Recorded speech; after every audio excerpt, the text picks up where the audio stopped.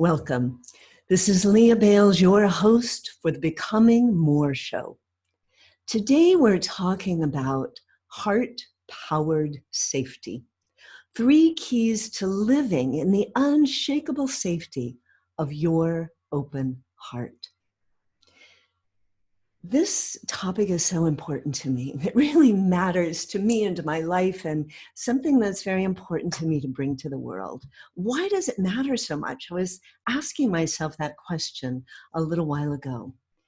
It matters because we are so often taught that living with an open heart is not safe, and that we need to protect our hearts and to be safe, and that those of us, you and me and the others here, have open hearts is a risky thing. And that those of us with open hearts often in our culture are not really sure how to live in such a way that we can be our most powerful.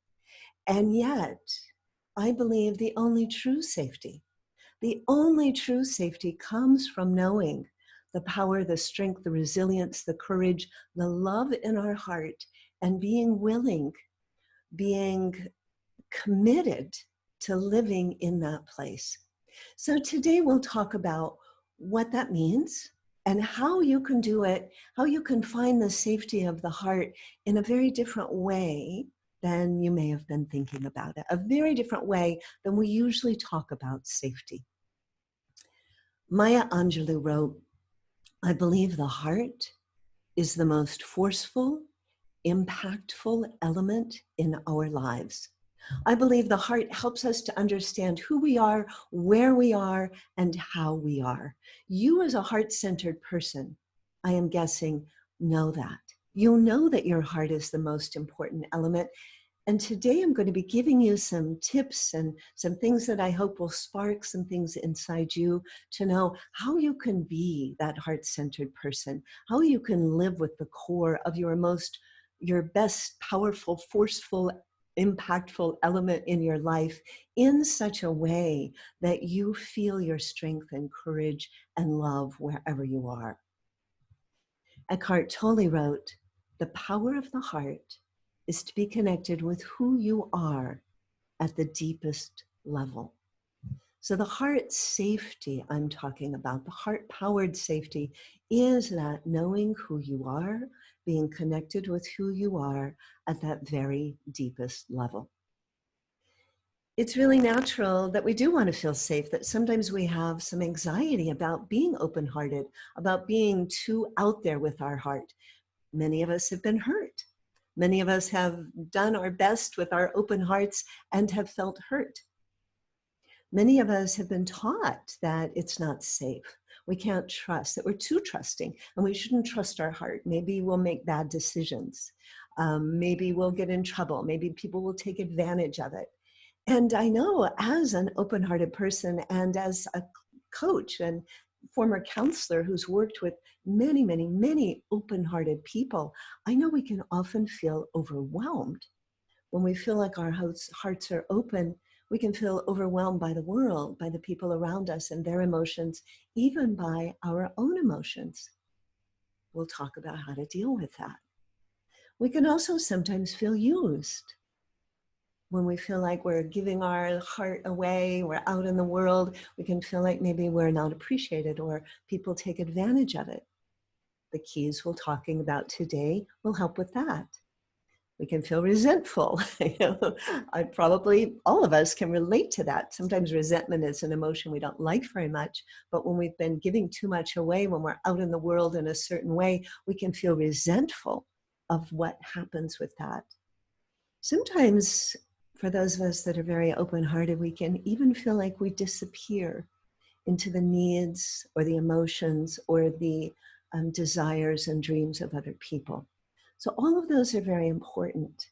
We need to know that what I'm talking about isn't disregarding that, but is remembering those things as something that we can work with, as something that finding the connection with our heart, that committing to that and working with these 3 keys, among other things, that I'll be talking about today will help you have a pathway toward living with your heart open, being deeply connected with your true heart, your truth, your wisdom, your courage, and having unshakable safety. The safety that no one can take away from you is the safety of being connected and living from your heart. So when we're protecting our heart, that can actually have problems. So the ways I'm talking about being safe in your heart are not about protecting or barricading or keeping things out of your heart. It's much more effective than that. Those ways that we often try to protect our hearts can hurt us in at least 3 ways. Physically, if you try to barricade your heart, you're creating tension. The heart is not meant to be constricted and tight physically. It even doesn't work very well that way. When we're protecting ourselves, we often have this sort of posture. Now, I'm not saying we strip that away, but we work over time gently, lovingly to not need that kind of protection, because that kind of protection is hard on the body. It creates tension in the muscles, it creates tension and anxiety through the body, and it actually can hurt our heart and our overall physical functioning. We also, when we're emotionally guarded, when we're trying not to let, say, negative emotions come in, or not to let other people's negative emotions come in, we shut down the emotional valves. So shutting down, it's like you have one valve for all the emotions. And if you try to shut down the negative emotions, you're also shutting down the joy, the love, the experience of being fully alive. So trying to protect the heart shuts down our emotional flow and our energetic flow. That flow of being alive and full of life force and energy is shut down when we try to close our heart. It also affects us in relationships. If the only way we know how to be in relationships is guarded, then we're not allowing our full ability to feel and to be connected with people to come through. Again, if there are reasons that you're guarded, we want to honor those and know that there's another way, a deeper way to align with the heart and let that flow. So last week on the Becoming More show, if you caught it, if you didn't, you might want to go back and listen to it. Our topic was activating your heart power. And we talked about 4 important shifts in the way we think about the heart, from the way our culture usually thinks about the heart, from what we've been taught about the heart, to what is true, what we know deeply from a spiritual, mystical, poetic way, and more from a scientific perspective. So 2 of those, I call them heart-mind shifts, are especially important today. The first one is shifting from the idea that your heart is soft and weak, and we shift that to your heart is soft and strong. Your best strength is in that softness, the ability to feel. We don't need to harden. We don't need to create resistance. We can allow the heart to fully feel and feel our strength coming from that. And that's what these 3 keys today will help with. The second heart-mind shift from last week is you need to protect your heart. You need to protect your heart shifts to your heart will protect you. Shifting from you need to protect your heart to your heart will protect you, not as a fence or a barrier, but as your source of your deepest power. How does your heart protect you? How do we find this deep heart-powered strength and safety? We find it by connecting deeply with the heart and finding your deepest power there. When you're aligned with your heart power, you are strong, you are protected, you have a strength, a courage, a resilience that will take you through any situation. So today, 3 keys. Now, as we're going through, questions may come up for you. I'd love to hear those. You can put them in our group. You can email them to me. I would love to hear from you, like, especially if you've got like, oh yeah, well, that sounds good, but here's my situation. I'd love to hear from you. You can send those to me privately. We can have a conversation about it. I'd love to talk with you about it. Or in a way that's safe, protecting your identity, I'll bring it into conversations and address it. Because if you're having questions or doubts or concerns about something I have said, I'd love to go deeper and explore it. And other people also are having those questions and doubts and concerns. So share those with me, and it will help expand the conversation. 3 keys. I hope you have a piece of paper nearby, because I'm going to ask you, you might want to write down what I'm saying. That would be great. You also, I'm hoping, will explore these for yourself. I'll give you some ways to be exploring what it means for you, how you can use these. So have some paper nearby to write down something. 3 keys for aligning with that power and for creating true safety from your connection with your heart. The Latin word for safety, our word for safety, comes from the Latin word, which is salvus, S-A-L-V-U-S, which means wholeness. So we find our deep wholeness in the heart. That is the core of safety. That is a deeper, abiding safety that isn't dependent on the circumstances in your life, and that's even there when things around us, metaphorically or even physically, are crashing. So we're looking for is that deep wholeness that we find in our heart.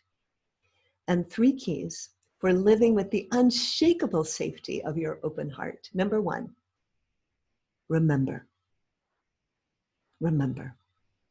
Remember who you really are. Maya Angelou's quote, Eckhart Tolle's quote, who you really are, your deepest self, is your heart. Remember who you really are. You're not the circumstances. You're not even your achievements. You're not your roles. You are more than all of that. You are that deepest essence, heart place. From a very practical point of view, what simple activities help you remember who you are? Another way to say that is, what simple things can you do that help you come home to your deeper self? For me, it's being outdoors, especially with my bare feet on the ground. I walked the other day, I had lots going on. I was kind of feeling a little frazzled, walked into my garden, took off my shoes, just being around my flowers, my herbs, my plants, being in nature, feeling the sky, the fir trees around. Within moments, I feel connected to that deep heart place. What are the things for you? What simple things do you do that help you feel connected with who you really are with your heart? Jot a few of those down.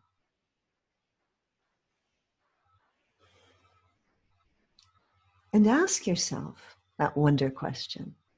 A wonder question I love to have people say by humming, I wonder, because that resonates in the heart. I wonder, what can I do today? Simple things. What can I do today to help me remember who I really am? I had a client a couple of weeks ago who used this really well. It was fun to hear. There's so much in the news right now. Often there's so much in the news that we can feel polarized and agitated and overwhelmed by. And her husband had come home from work that day feeling kind of that way, and he was spewing. And she said she just felt like disoriented and overwhelmed, and she didn't want to get in an argument with him because she knew that wasn't going to help, but she could feel it just kind of spinning her out. Was taking her up into that, what do I do kind of head place. She just went outside on their patio. They live in a suburb. She went out in the patio and she just sat down, and she had a flowering plant, and there were some birds. I think she said there was a hummingbird flying nearby. And she said within minutes, she felt back connected to her heart. One of the most powerful things you can do, the safety doesn't come from the words of establishing who's right or wrong in an argument. The safety isn't going to come from making a decision about what's happening in the outside world in that situation. First, come right back what helps you remember who you are, what helps you realign with that place in yourself of who you really are, that heart place. Now, what I said a minute ago, it's not about making decisions in the world. Of course, we also have to make decisions in the world. We take action in the world, really important. First, we come back, remember who you are, find simple, easy, quick ways, as well as maybe the deeper, longer ways. But every day, remember how you come back to who you are, remember who you are. And then maybe you go back and have a conversation. Then maybe you make a decision. Then you take action from that place of remembering who you are, aligning with your heart space. The second one, second key to living in that unshakable safety of your open heart is to ground. Ground in your physical body.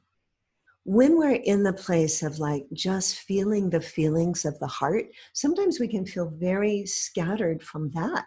It's not just the headspace that makes us feel that.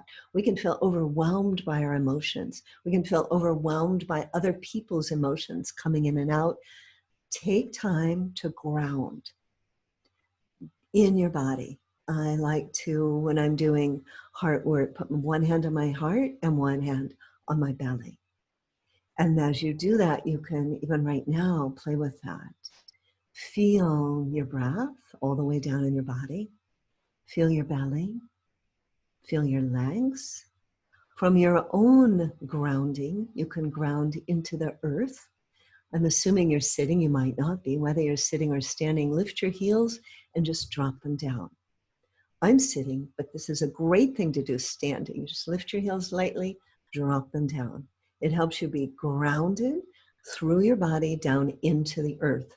So there's this sense of physical grounding. Again, very simple actions. What help you do that?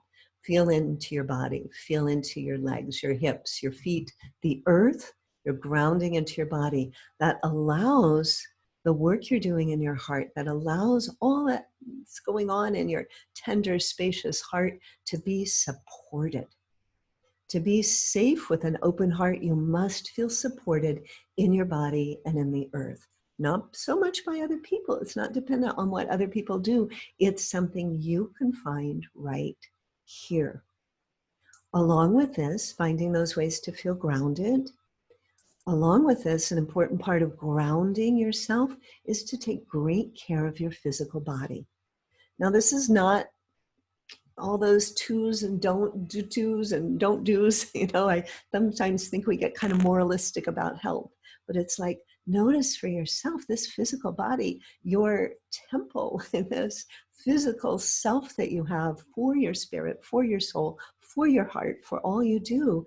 This physical body needs to be strengthened, nourished, cared for with love. You might notice what foods help you feel grounded. What foods make you feel more scattered and spacey? Most of us feel more grounded when we eat a lot of vegetables. We eat a lot of from the earth foods. We eat more simple things. Most of us get more scattered and kind of overwhelmed and outside of ourselves when we eat sugary, processed foods. Notice for yourself, doing it not from a righteous place, but oh yeah, this is part of living from my heart, is caring for my body so I can feel embodied and grounded and strong. Your belly, your legs, the earth will help support your heart. So you may notice a time for yourself when you have felt that like your heart was feeling kind of fragile. Your heart had too much going on. Again, in those situations, what can I do that's simple that helps me feel grounded? Sometimes eating certain foods, again, in that specific situation will help you. For some reason right now, one that's making me feel great is whole milk kefir. Organic whole milk kefir. That really, my body is really needing it. And it not all the time, but when I feel a little scattered or spacey, that helps me feel grounded. different foods, different times. Again, going to the garden, pulling some fresh arugula leaves, just chewing a few of those. Ah, I can feel the physical difference in my body. Notice that for yourself. Number three, key number three, is to notice kindly. Those of you who work with me know I use this all the time. I consider it the number one key to any kind of change and transformation and healing. Notice kindly. In this situation, we're working with the heart. Notice with loving kindness all of your feelings. All of your feelings, the feelings that are easy, the feelings that are complicated, the feelings that you think are negative. Love them all. Matt Kahn says, love what rises. All those feelings, you're going to notice them with loving kindness. Notice them with loving kindness without being run by them. So at any time, we may have lots and lots of emotions. If we're only noticing the positive ones, quote positive, we're not getting information we need. Earlier, I talked about resentment. Resentment is a feeling that many of us who want to be loving and kind and generous in the world don't like feeling on ourselves.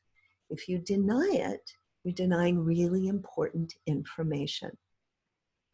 Several years ago, one of my clients, actually in a group I was running through the hospital, had a situation with a family member who was really taking advantage.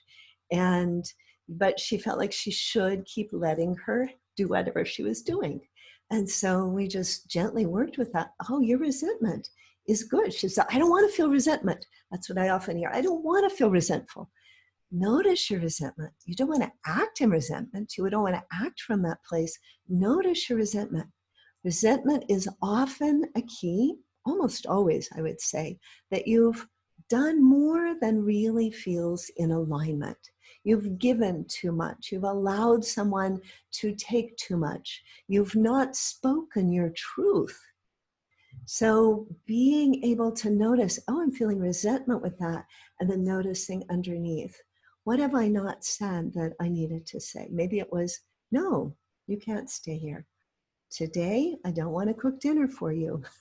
Whatever it might be, noticing what your truth is, or I'm feeling like I need some time to myself. Whatever your truth is, you want to feel the feeling of resentment, go deeper with that and notice.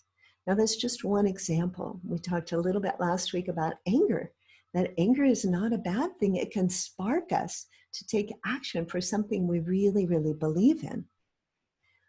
So we want to have kindness. And this one is a little more complicated. Notice for yourself, what are your processes? I often teach a journaling process to my clients and people in my groups of being able to sit every morning and have gratitude for all the feelings, giving room for them. And it's like the big, generous mama bringing all the babies, all the little creatures forward and listening to them, but not letting them run the household, not letting them run the family, giving that deep, generous listening and noticing what's underneath and not being overrun by them. So this one is a little more complicated. Play with it and think about it. Notice what techniques you have. If you're interested, I do have a lot of techniques that I share with this, very simple ways, but just take that place of like, how can I notice kindly all of the emotions, creating space for them? Maybe it's journaling, maybe it's drawing, maybe it's breathing and feeling and loving them. How can I create space for all the different emotions and feelings so that each one is heard, each one is noticed, you're grateful for each one, you love what rises, you notice what's there, and you don't let any one of them run the show.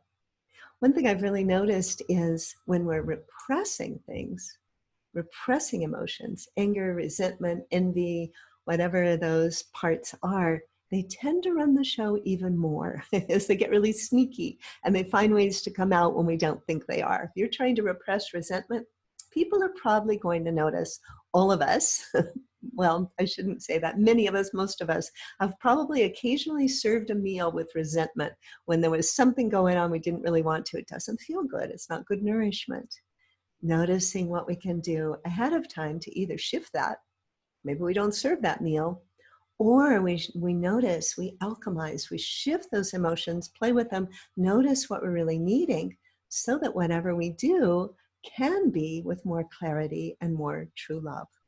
It doesn't happen by repressing, happens by loving all the emotions, finding room for them, and a process for letting them all be part of the information and part of your energy. Each one of those becomes part of your energy. So those three keys. And as I say them, notice how you can use them today and this week. The first key, remember who you are. You are that deep part that you connect with your heart. You are your deep heart, which is in you and also expands into the world. You are the safety that you find from the strength, the courage, the wisdom, the compassion, the curiosity, the love, the intuition, and the guidance of your heart. That is your true strength. How can you find and remember that? There you find your safety.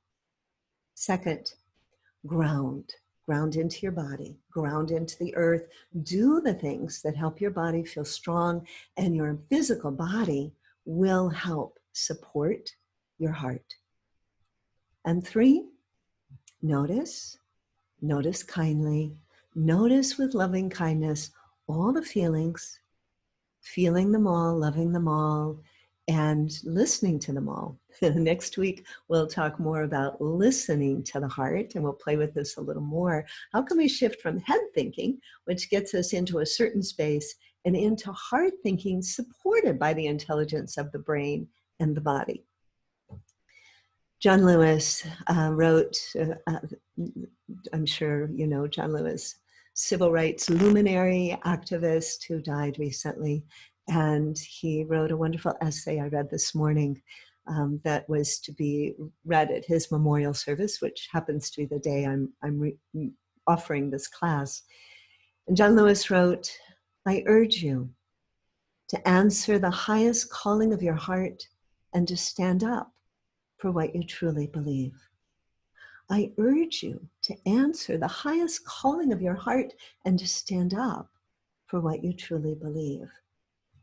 When we do that, we sometimes walk right into danger or good trouble, as John Lewis talked about. We don't live our heart by keeping ourselves safe and totally out of danger, but we do it in a way so that when we do follow our highest calling, when we do follow what our heart is calling us to do, we have that strength, that resilience, that grit, that courage inside ourselves that goes with us everywhere. And when John Lewis said, I urge you to answer the highest calling of your heart, to do that, you have to be able to listen to your heart. And that's what we'll be talking about next time. Heart thinking. How do we listen to our heart? How do we hear the guidance? How do we tune into heart thinking, supported by brain thinking and supported by the wisdom of the body? Next time, we'll play with that.